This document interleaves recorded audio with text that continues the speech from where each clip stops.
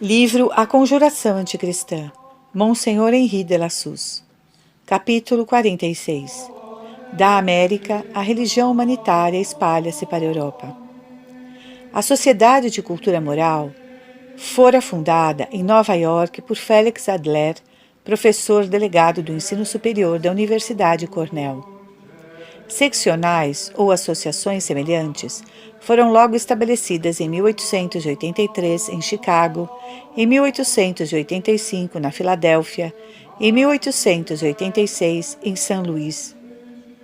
Da América, o movimento propagou-se para a Europa. Folliet representa a França no órgão publicado por todas essas sociedades, o International Journal of Ethics, criado por instigação de Adler.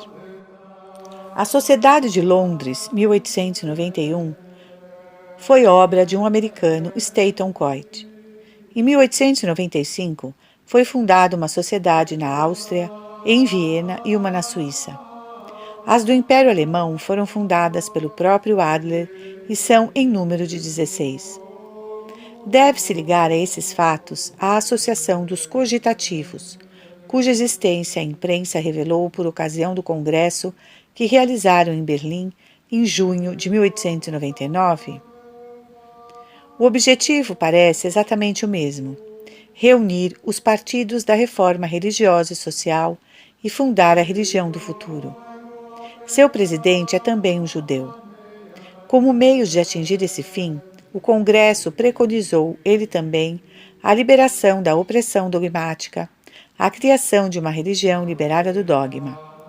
Adotou a seguinte resolução: considerando que a antiga fé, em razão de sua contradição com a ciência moderna, está condenada a desaparecer cedo ou tarde, o Congresso, pela união dos partidos da reforma religiosa e social, exprime o desejo de que o governo não mais reconheça para o futuro a organização eclesiástica tradicional. Em segundo lugar, o Congresso convida todos os que pensam livremente a darem sua adesão à religião da ciência e da consciência progressivas, quer dizer, à religião dos cogitativos, a fim de apressar o triunfo da ideia correspondente ao espírito moderno. Enfim, o Congresso estima ser necessário fazer sem perda de tempo movimentos nesse sentido em toda a Alemanha. Não sabemos se os cogitativos se ramificam em outros países, mas existe em todos os quadrantes do mundo uma associação que quase não difere desta: as Uniões Cristãs dos Jovens. A Réforme Sociale tratou disso no número de 1º de julho de 1893, no dia 16 de novembro de 1896, no 1º de julho de 1902 e no dia 16 de fevereiro de 1903. Este último número publicou uma comunicação feita por Saltier, secretário-geral dessa associação na França. Eis as informações que encontramos aí e alhures. Essas uniões, fundadas há meio século, desenvolveram-se rapidamente por toda a face do globo. Um comerciário, George Williams, fundou a primeira União Inglesa em 1844 e foi chamado de pai das uniões. Cook fundou a União de Paris em 1852. Em 1906, a obra contava na França 5.000 membros repartidos entre 113 uniões. Há uniões rurais no Gard, no Charente e na Vendéia. Uniões operárias em Roubaix e Creusot. As uniões são federadas em grupos regionais, cujas reuniões formam a Aliança Francesa. A Aliança Francesa é apenas um departamento da Aliança Internacional que contava, então, 7.000 uniões, compreendendo 600.000 jovens. Em 1878, a 8ª Conferência Universal, reunida em Genebra, criou um Comitê Central Internacional que compreende 11 membros. Ele próprio é inspirado por uma comissão deliberativa composta por 21 conselheiros que pertencem às seguintes nacionalidades: América, Áustria, Bélgica, Dinamarca, Espanha, França, Grã-Bretanha, Holanda, Hungria, Índia, Itália, Japão, Noruega, Oceania, Rússia, Suécia e Suíça. A alma de todo o grupo é seu secretário-geral, e a ligação federativa entre todas as uniões é constituída por esses secretários. Eles devem ser apóstolos hábeis e experimentados. Desde 1899, os secretários gerais trocam os resultados de suas experiências pessoais em conferências. Há 3 categorias de secretários gerais. Primeiro, os secretários permanentes, verdadeiros ministros, que têm sob sua direção um território considerável. Segundo, os secretários itinerantes, visitadores de grupos, fundadores de novas seções. Terceiro, os secretários locais, colocados à testa de uma união e que realizam as funções próprias. Uma gratificação de 6.000 a 15.000 francos dispensa-os de qualquer preocupação com o futuro, ao mesmo tempo em que a alta consideração que lhes testemunha a sociedade protestante os mantém dedicados e os recompensa por seus esforços. Faz alguns anos foi criada em Springfield uma verdadeira escola normal destinada a eles, na qual são preparados para o futuro apostolado. No momento, 1/8 dos secretários de uniões sai dessa casa e o número aumentará. Uma outra escola foi fundada em Genebra em 1896 e várias na América.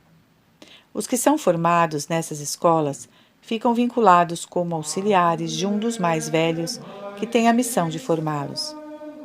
Compreende-se o poderio de semelhante organização. As uniões favorecem a mistura das classes, mas elas também associam entre si os jovens que a comunhão de interesses, trabalho ou estudos aproxima. Assim é que existem uniões cristãs para estudantes, até nas universidades dos países do Extremo Oriente. Em Tóquio, Nanquim, Pequim, Seul, na Coreia, Calcutá, existem associações exclusivamente compostas de estudantes chineses, japoneses, indianos ou coreanos. Nos Estados Unidos existem uniões para os empregados de estrada de ferro. Na França, elas são particularmente estabelecidas nas cidades de guarnições e a cada uma dessas uniões está anexada uma obra militar que se cuida muito em não proibir. La France Chrétienne, número de 28 de janeiro de 1904, afirma que essas uniões e as obras militares anexas recebem de benfeitores americanos os capitais que lhes permitem o funcionamento e a propaganda. Há mesmo uniões cristãs de moças. Foi o que nos deu a conhecer o Chrétien Belge, no número de 4 de junho de 1904. Informava ele que na segunda-feira de Pentecostes, 100 de unionistas estavam reunidos no templo de Charleroi.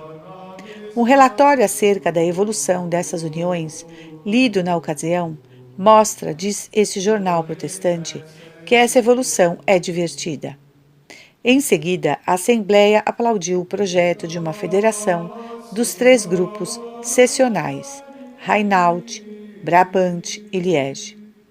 Os protestantes unitaristas instituíram em Genebra, em 1900, um comitê internacional e conferências universais.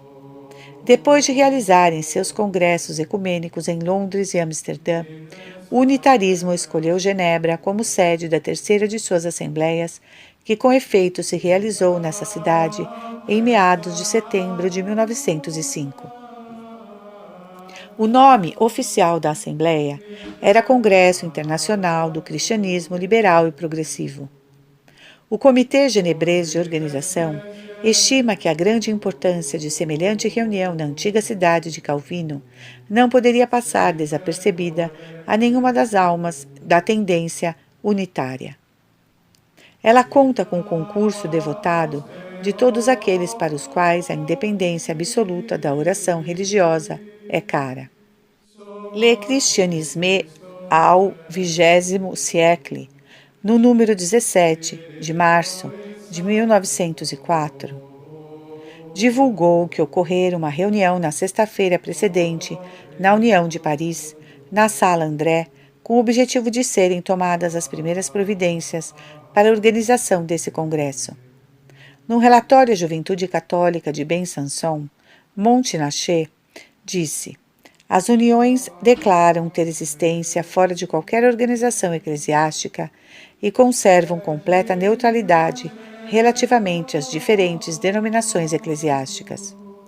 Reencontramos aqui o espírito e as tendências da religião americana, cujo credo inteiro é a fé no bem e que acolhe as pessoas de qualquer religião, assim como as pessoas sem religião. Esforçam-se no momento em agrupar em toda a extensão do território francês a juventude católica. Provavelmente não damos suficiente atenção às ideias daqueles que aqui e ali se introduzem na Associação da Juventude Católica. No que diz respeito ao Silon, sabemos que ele celebrou uma união tão íntima quanto indissolúvel com as uniões. Vários dos seus secretários são redatores habituais do Evil Démocratique e outras publicações silonistas. O espírito das uniões cristãs espalha-se entre nós a partir do Silon e também através de certos emissários que se introduzem nas associações da juventude católica. Nada exige, da parte do clero e dos católicos, observação mais ativa.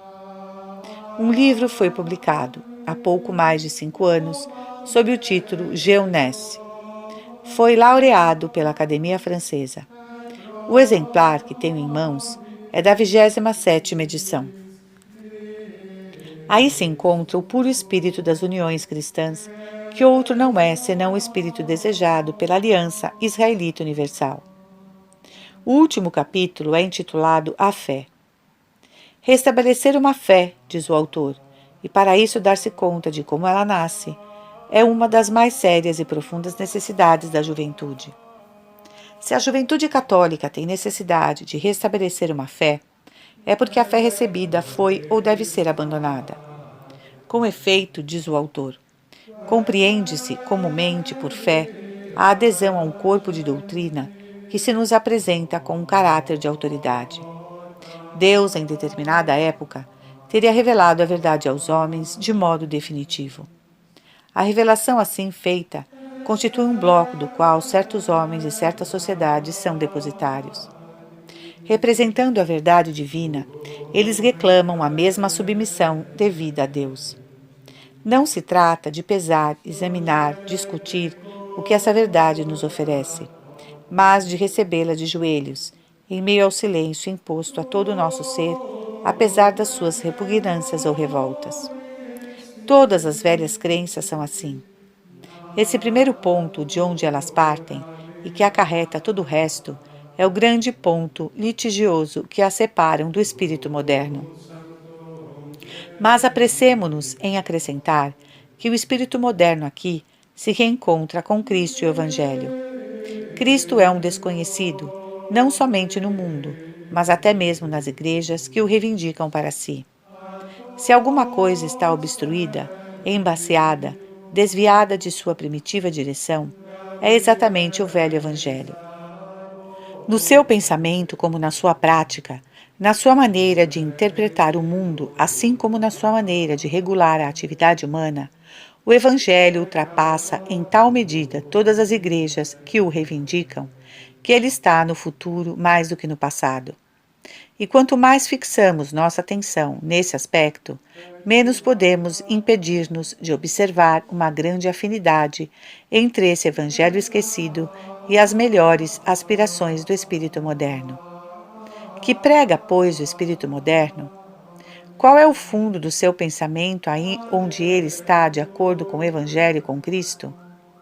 O autor nos mostra. O homem está em evolução e com ele toda a natureza, do átomo e da célula, rumo à vida perfeita.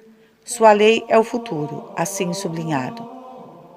E quando ele toma consciência dessa essência do seu destino, o sentimento que a vida toma no seu conjunto, que envolve todo esse detalhe de que somos feitos na grande vontade que está na essência das coisas, existe o sentido religioso. Do sentido religioso nasce a piedade e da piedade a fé. A fé, ápice da vida, de toda a vida, é a síntese total da indução humana. Todas as nossas experiências e aquelas do passado, vivificadas por intermédio de nossa alma, condensam-se juntas e constituem para nós a revelação pessoal que a vida nos faz. Eis aí a fé. A piedade consiste em querer fazer a vontade do Pai, e a fé em procurar conhecer sua vida, a fim de realizar o que está nela e de cumprir a vontade da qual nasceu.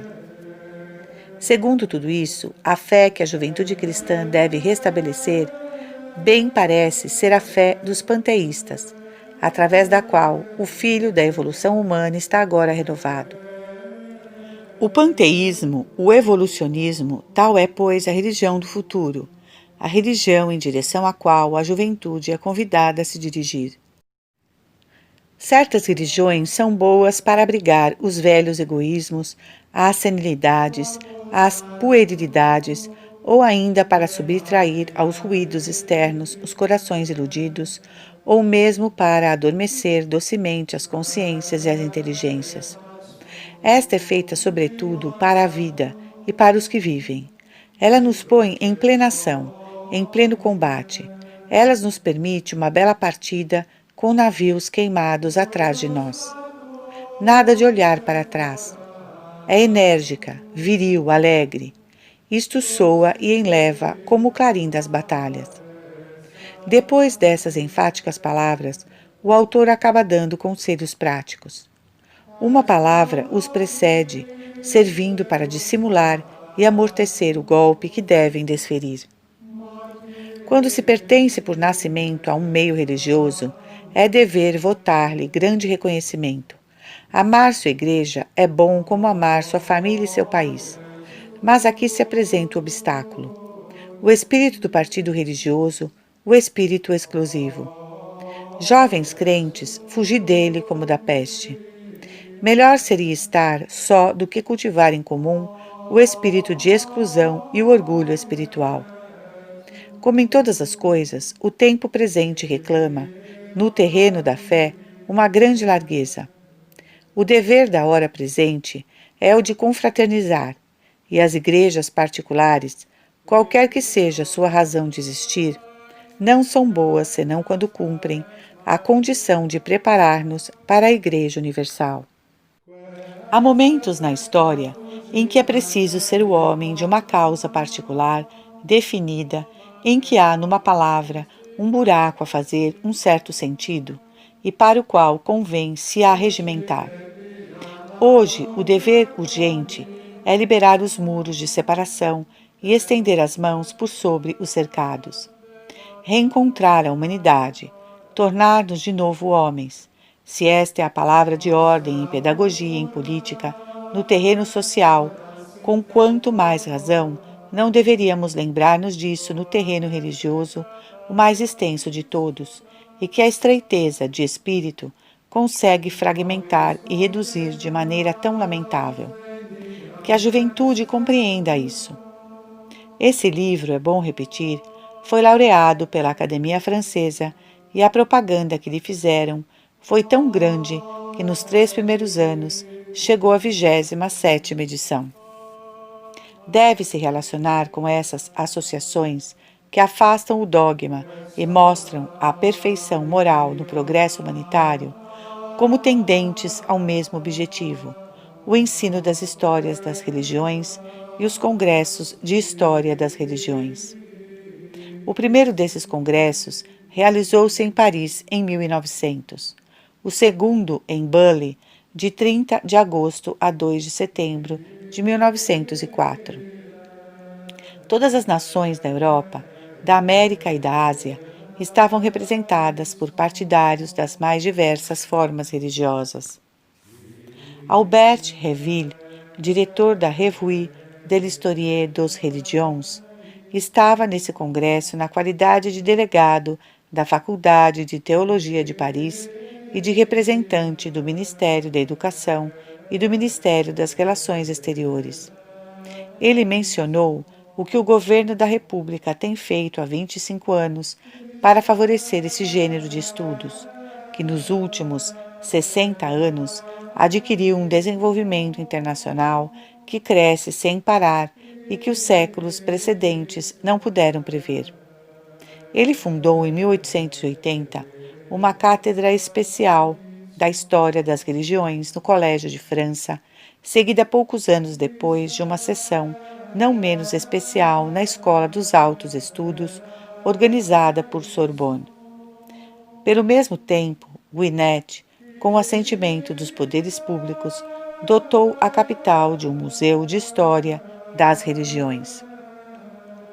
Professores da Universidade de Uppsala, Baltimore, Tubinge, Oxford, Paris, Estrasburgo e outras usaram da palavra, e com eles o sumo sacerdote dos Parsis de Bamberg, com hábito branco e manto vermelho ornado de ouro.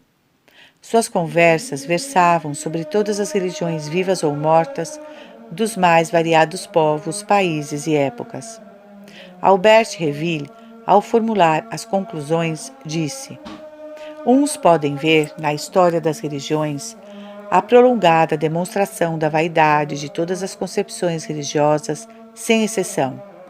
Outros, ao contrário, discernem nesta evolução, já várias vezes milenar, as linhas fundamentais e constantes que indicam uma marcha muito acidentada, mas contínua, rumo à simplificação e à espiritualização das crenças religiosas. Não podemos pôr em dúvida a obra de desagregação dogmática que esses congressos de religião produzem no espírito das massas. Aos congressos das religiões e aos congressos da história das religiões veio juntar-se o ensino público e oficial da história das religiões. Há cerca de 30 anos, cátedras deste ensino foram fundadas em todos os pontos da Europa. O movimento partiu da Alemanha. Lessing foi o seu promotor. A Holanda foi o primeiro país a caminhar oficialmente nessa via. A partir de 1º de outubro de 1877, o ensino da teologia foi suprimido nas 3 faculdades do Estado e deu lugar ao estudo das religiões. Na Inglaterra, conferências sobre esse tema são oferecidas na abadia de Westminster. Na Suíça, uma cátedra de História das Religiões foi introduzida na Universidade de Genebra. A Bélgica também quis ter sua cátedra das religiões. Em Roma, o governo italiano igualmente estabeleceu uma cátedra para esse ensino. A Áustria-Hungria seguiu o movimento. A história das religiões tornou-se matéria obrigatória de ensino. A Escócia consagrou a esse mesmo objetivo um legado de 2 milhões e etc. Na França foram Littré e Maurice Werner que começaram a campanha. Do dia 9 de julho de 1879, Paul Bert, apoiado por Jules Ferry, pediu e obteve uma lei que suprimiu as faculdades de teologia e criou na Sorbonne uma cátedra de História das Religiões. Por decreto de 30 de janeiro de 1886, esse ensino foi também introduzido na Escola Prática dos Altos Estudos. Em 1906, foi encaminhada uma petição ao Parlamento pelo Grupo de Estudos e de Propaganda Racionalistas, do qual faziam parte Aulard, Louis Havet, Paul Reclus, o pastor Maurice Werner e etc., pedindo a criação de um ensino de história das religiões, semelhante ao instituído em 1886 na Escola de Altos Estudos, não somente nos liceus, mas também nas escolas primárias. De um lado, escrevem os peticionários, é preciso ensinar à juventude os fatos históricos que a Igreja lhes esconde e mostrar-lhe, sob verdadeira luz, a história das religiões e a do papado. Essas noções serão distribuídas pelo ensino primário e secundário. De outro lado, é preciso dar continuidade aos trabalhos da crítica religiosa que os reformadores e os enciclopedistas empreenderam com métodos insuficientes e documentação incompleta. Em Paris, existe o ensino de História das Religiões no Colégio da França, no qual foi criada uma cátedra de História Geral das Religiões por Ferry, na Sorbonne, na Escola Prática de Altos Estudos, etc., etc. Nas províncias será necessário um dia pelo menos 2 cátedras em cada faculdade, ou seja, 48 ao todo. Uma cátedra de História do Judaísmo e das religiões nascidas da Bíblia, cristianismo e islamismo, e uma cátedra de História de outras religiões. Para começar, poderíamos limitar-nos a criar, primeiramente, uma conferência de História das religiões bíblicas em Lille, Nancy, Lyon, Bordeaux e Toulouse. O momento é particularmente favorável para instituir o ensino de que falamos. A supressão das faculdades de teologia protestantes de Paris e de Montauban vai fornecer imediatamente as disponibilidades para criar essas conferências de Lille, etc. No ensino secundário, a conferência será dada por um professor de filosofia ou de história. Para colocar a história das religiões no ensino primário, será necessário podar um pouco o programa atual. Dizer o que a história sabe dos livros denominados Antigo e Novo Testamento, a crença do dogma cristão, a criação relativamente recente do Bispado de Roma, o longo combate da República contra o clericalismo, a luta da Igreja contra o progresso das ciências, porque todas parecem contradizer o texto dos seus livros sagrados e etc. Esse ensino terá sanções, porque o Estado laico tem o direito de exigir de todos os jovens que lhe pedem um diploma de conclusão de curso que eles comprovem conhecimento precisos e científicos sobre fatos que têm tido um lugar tão considerável nas civilizações da qual a nossa nasceu. Ao ver como o mesmo pensamento se revela por toda parte ao mesmo tempo, como, por assim dizer, à mesma hora, os governos dos diversos países votam leis e alocam fundos para um sino com o qual ninguém até então sonhara, é difícil não pensar que uma palavra de ordem foi dada. E essa palavra de ordem, de onde pode vir, se não das regiões superiores da franco-maçonaria, o único poder atualmente ouvido e obedecido por todos os governos? O ensino dado do alto das cátedras universitárias é em seguida disseminado pelas 1000 vozes da revista, do jornal e do livro em todos os pontos da França e da Europa. Das faculdades, ele se espalha para os liceus, depois para as escolas primárias e daí para a multidão de famílias. Não ignorais, dizia o padre de Broglie, ao abrir em 1889 seu curso de apologética cristã, que ora claramente afirmado, ora velado sob as formas transparentes de um respeito aparente que recobre o desdém, dessa ideia de que não existe nenhuma religião que possa ostentar legitimamente, de uma maneira exclusiva, o título de verdadeira religião, reina em grande número de espíritos dos nossos contemporâneos.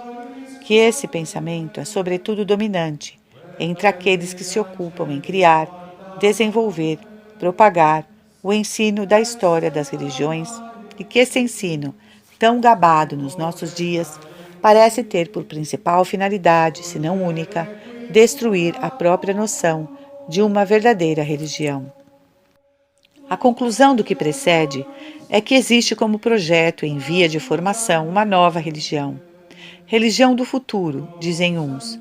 Religião do século XX, dizem os mais impacientes. Religião qualificada americana, posto que encontrou na América suas origens, seu desenvolvimento e os zeladores que querem introduzi-la na Europa. Religião humanitária, em razão do objetivo que busca, que é substituir Deus pelo homem. Com esse objetivo, formaram-se numerosas e ativas sociedades que encontramos por toda parte. Seus membros estão imbuídos dessas duas ideias. Primeiro, que uma religião absolutamente universal deve se estabelecer sobre as ruínas de todas as religiões, e isso através do rebaixamento das barreiras, do desaparecimento dos dogmas. Segundo, que essa religião universal deve ser uma religião social, uma religião humanitária, uma religião de progresso humano, indo ao ponto de propiciar ao homem o paraíso sobre a terra. Essas ideias são disseminadas pelos membros dessas diversas sociedades num público mais ou menos numeroso e preparam assim a opinião pública a desejar a nova ordem de coisas querida pelo poder oculto dos judeus para assentar sua dominação sobre todo o gênero humano. Todas as vezes que uma obra de propaganda é feita, é sempre para a França que se voltam os olhares. Já em 1820, Channing dizia esperar de nosso país a religião do futuro.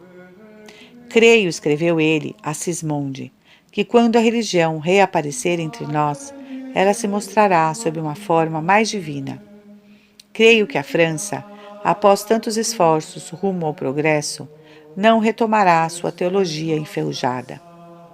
Um meio de aí restaurar o cristianismo é mostrar a harmonia com o espírito de liberdade, de filantropia, de progresso, e fazer ver que esses princípios exigem para seu inteiro desenvolvimento o auxílio do cristianismo.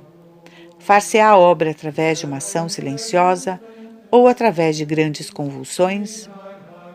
As grandes convulsões anunciam-se de todas as maneiras, e se explodirem, é preciso esperar da misericórdia de Deus que sirvam para abrir-nos os olhos e fazer-nos entrar nos caminhos tradicionais e na luz da verdade plena. Mas enquanto aguarda, a obra avança. Basta olhar ao redor para ver os esforços potentes que são feitos para introduzir o modernismo nos espíritos, para introduzir no mundo a religião, a humanidade.